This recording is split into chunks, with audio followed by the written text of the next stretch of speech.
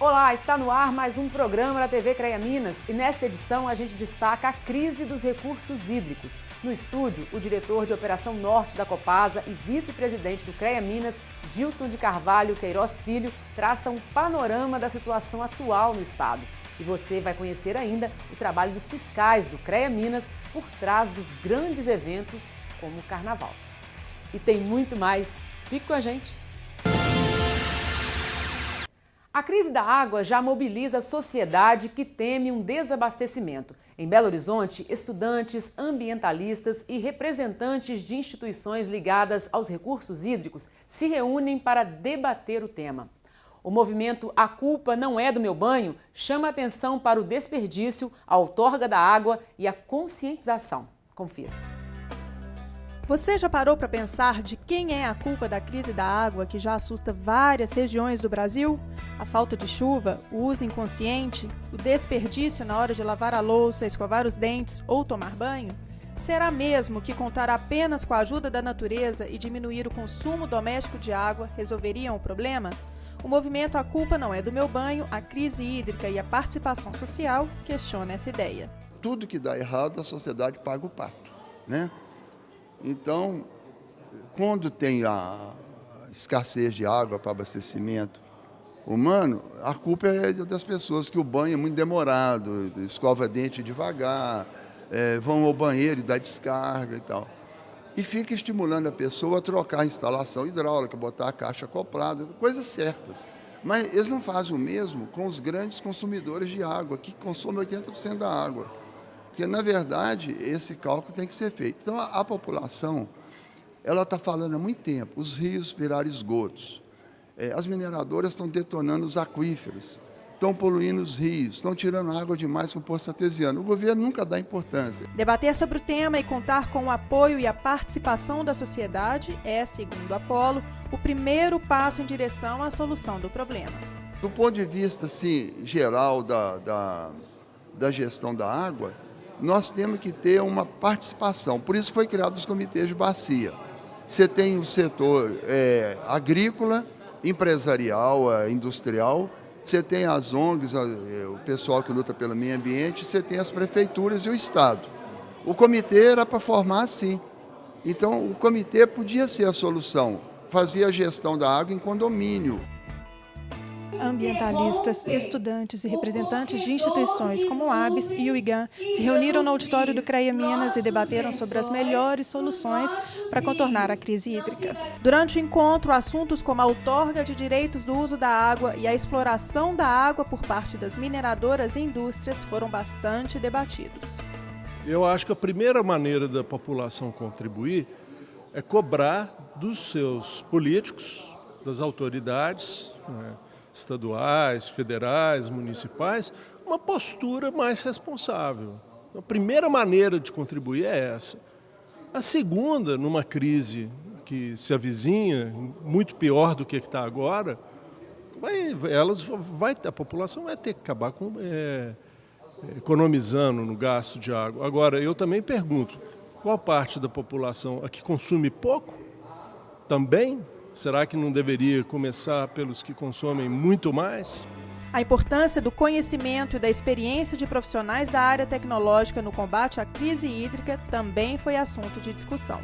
Precisamos de usar os planejamentos, né, com um horizonte temporal, né, porque nós temos que ter medidas de curto prazo, médio e longo prazo, né, e nós temos que fazer uma análise do meio ambiente, da socioeconomia, do meio físico, do meio biótico e socioeconômico. Como que nós vamos fazer isso? Utilizando os técnicos e o conhecimento tecnológico em que Minas Gerais se destaca, inclusive. A presidente da Associação Brasileira de Engenharia Sanitária em Minas, Célia Renó, participou do encontro, avaliou a situação atual e deixou um recado. O que a gente precisa agora é planejar para que essa água seja bem utilizada por todos os atores e sirva realmente para o desenvolvimento sustentável, sirva para manter a sustentabilidade do planeta. Ao final, várias propostas de melhorias para a crise hídrica foram entregues à mesa organizadora. Dentre elas, mais transparência na gestão da água e mobilização constante da população na luta pela causa. Sugestões que devem ser encaminhadas ao poder público como uma contribuição da sociedade.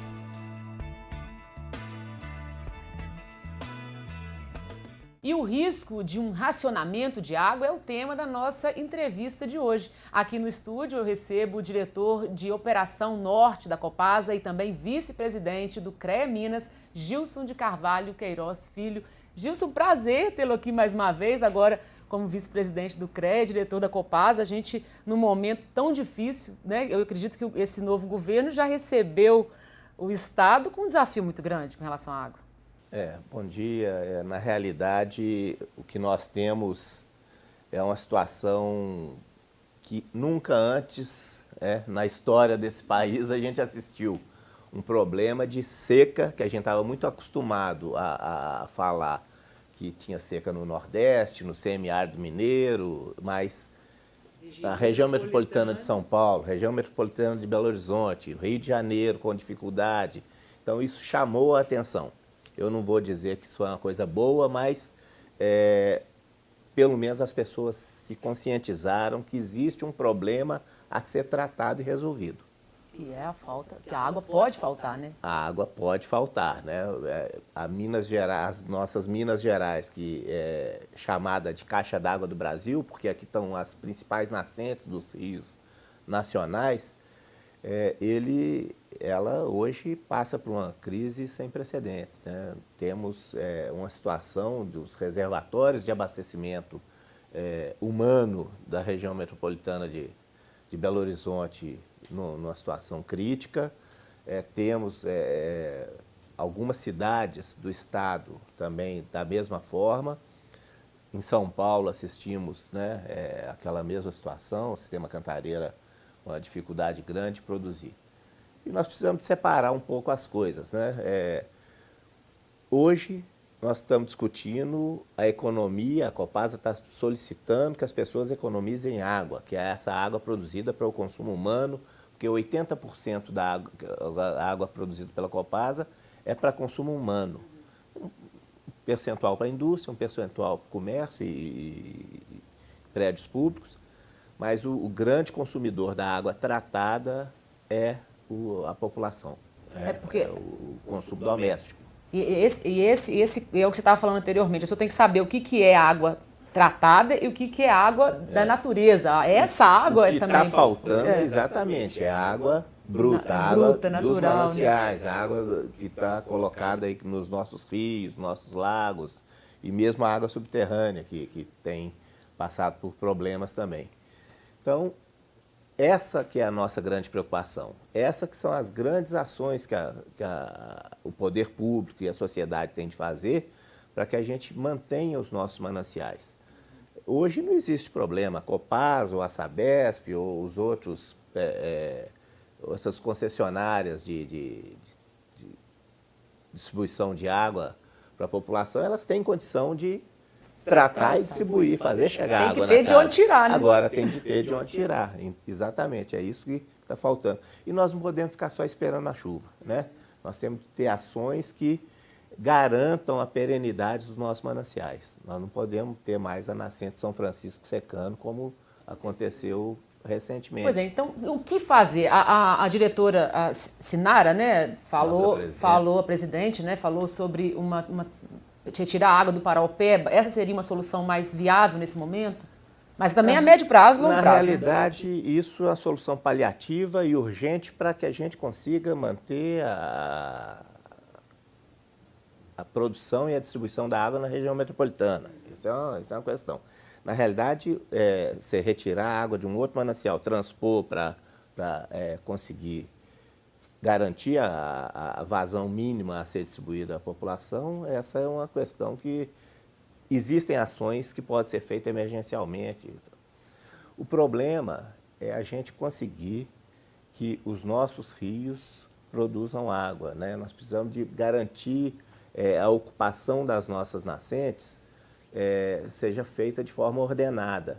A região metropolitana metropolitano de Belo Horizonte, se a gente pegar o sistema Paraopeba e ver como ele está sendo ocupado por minerações, indústrias, loteamentos irregulares, isso tudo vai acontecendo e isso vai tirando área de mata, área de recarga de lençol e trocando por uma ocupação que vai impedir a perenidade daqueles cursos d'água. Ou seja, nesse momento, mais do que nunca, tem que se preocupar com as reservas florestais, essa questão toda antes de fazer um projeto. A discussão da ocupação do solo, né, das atividades a serem autorizadas, a outorga ela tem de ser revista, né, foi dado o licenciamento para a utilização de água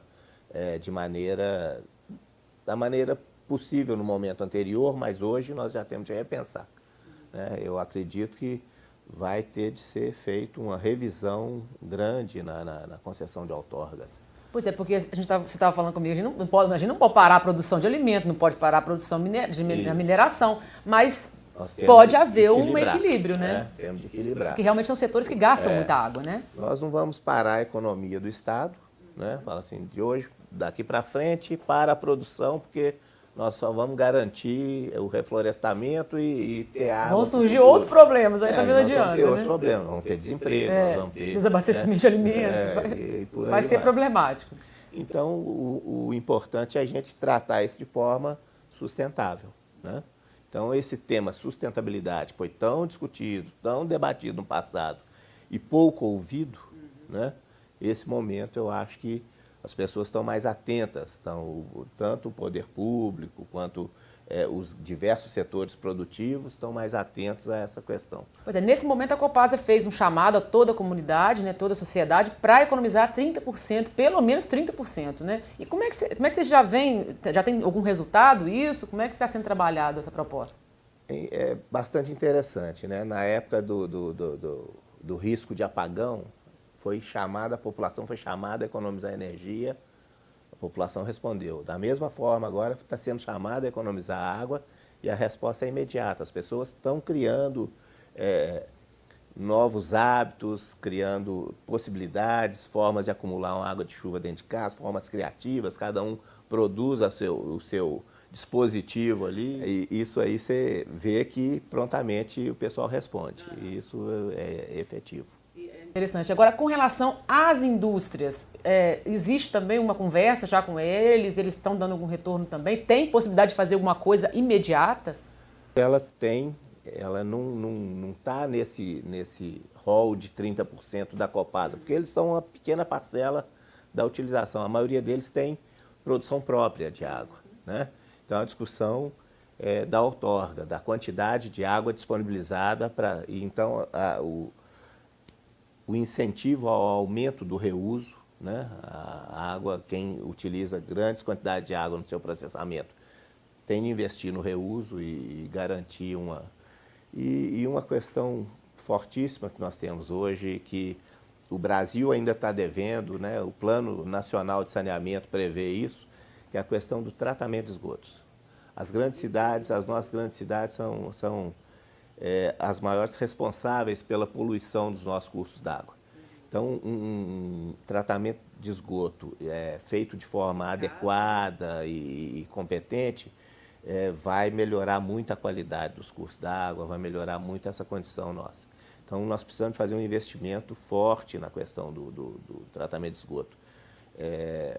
Nós temos previsão no Plano Nacional de Saneamento de 200 e poucos bilhões de reais a preço de 2010 para tratamento de esgoto, para a gente dar uma solução, zerar esse déficit aí.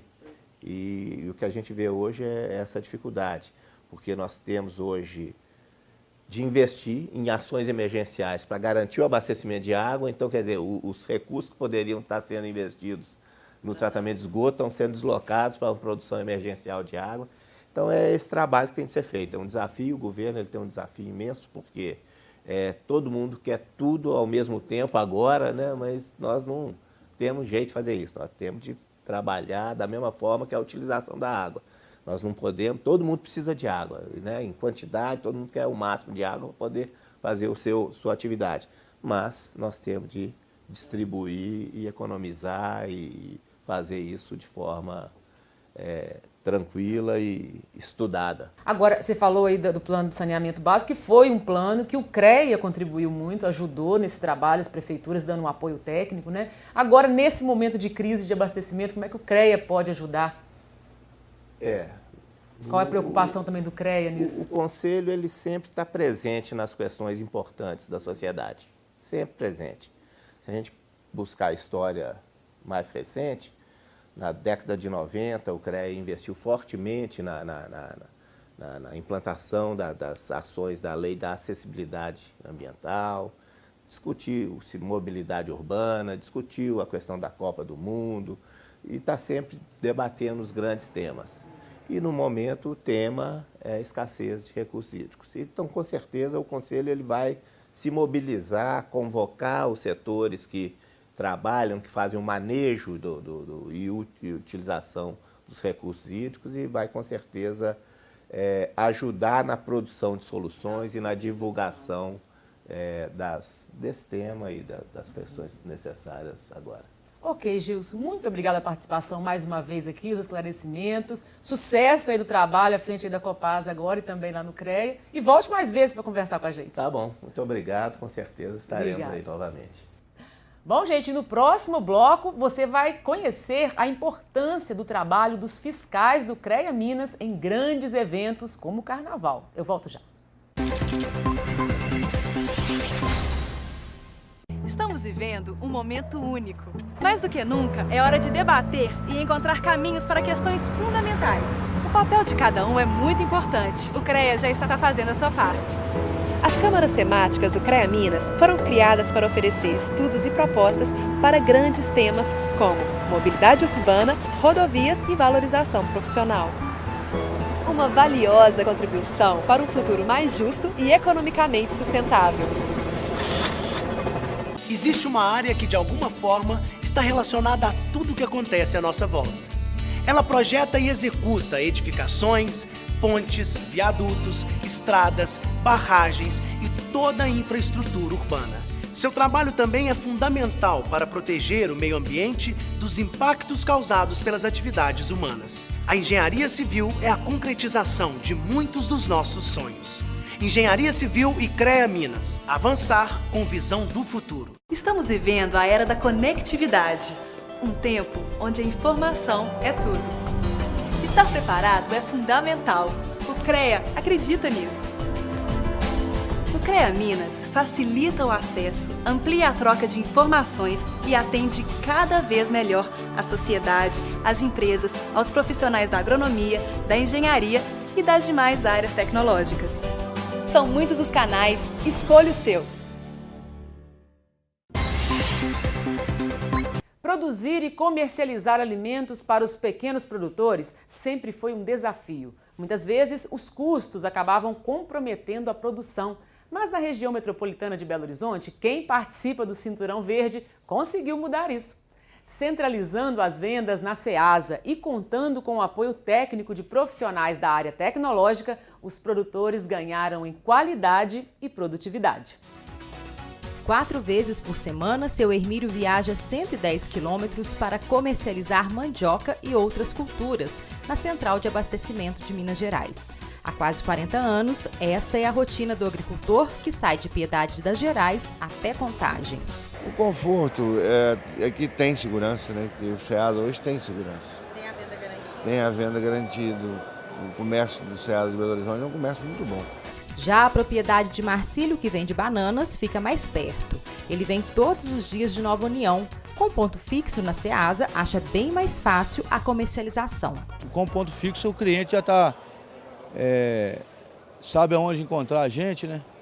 Está sempre com a referência, né? E na qualidade do produto também, se você tem ponto fixo, o cliente tem a sustentabilidade de chegar e encontrar o produto com garantia, né? De acordo com o chefe do departamento técnico da Ceasa, ter um ponto regional para escoamento e comercialização da produção facilita a vida de quem mora na região metropolitana de Belo Horizonte. A gente tem um espaço, né, ele é dedicado exclusivamente ao produtor e à produção mineira, que é o mercado livre do produtor. Esse mercado, ele tem todas as unidades da Ceasa, especificamente aqui na Ceasa Minas Grande BH. Esse mercado são 20 mil metros quadrados de área disponível especificamente ao produtor e à produção mineira, e são disponibilizados módulos para a comercialização dessa produção, né, a preços muito interessantes.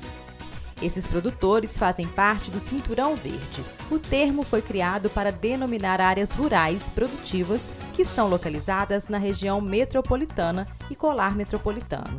De acordo com a Emater, fazem parte da Regional de Belo Horizonte 50 municípios. E para isso é fundamental, né, que ele não saiba só produzir, né? Então produzir o que a gente fala é o mais fácil, né, entre aspas, mas comercializar é muito mais difícil, porque é necessário que ele tenha um fluxo de produção, que ele forneça esse produto com fluxo para o mercado, né? Essa assiduidade é fundamental, e bem como a questão da qualidade desse produto que é entregue para o consumidor final. Atualmente são 6.048 produtores de hortaliças que produzem 212.764 toneladas por ano, numa área de 7.700 hectares.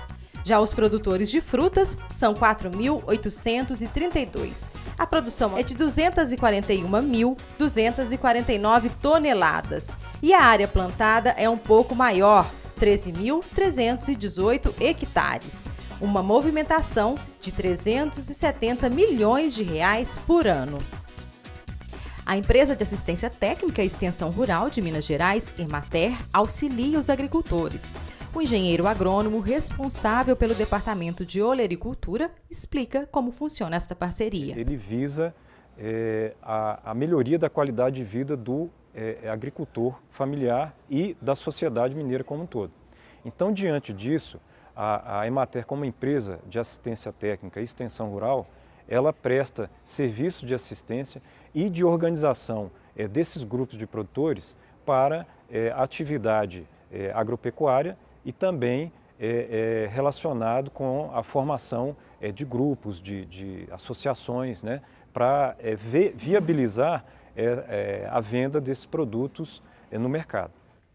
Quando chega o carnaval, as pessoas aproveitam ao máximo a festa. São milhares de foliões pelas ruas e haja infraestrutura para garantir tanta disposição. O que muita gente não sabe é que por trás destes grandes eventos estão os fiscais do CREA Minas. São eles que conferem se o trabalho foi executado por profissionais habilitados.